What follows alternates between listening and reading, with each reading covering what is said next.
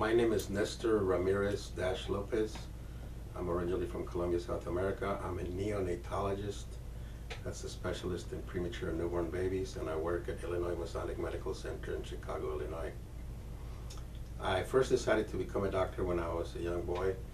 I had been told by my parents the history of when I was 1.5 years old. I was operated from appendix and peritonitis and almost died.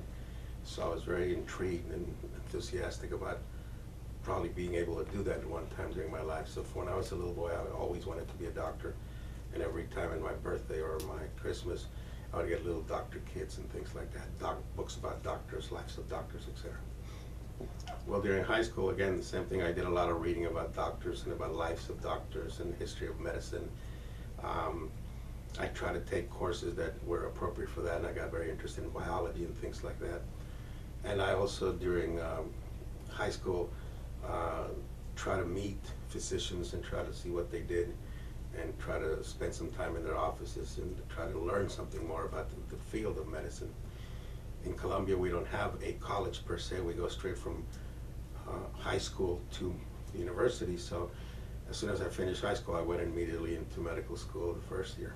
One advantage that I had was that when I was in Bogota, which is where I studied medicine, I lived in my parents' home during medical school, so I didn't have to pay room and board or anything like that.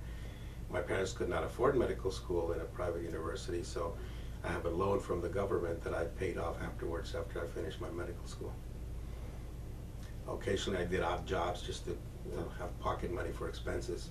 I drove a cab at one time, part-time, and I did several things like work in a place where they took bets on soccer games and different things just to pay for pocket expenses.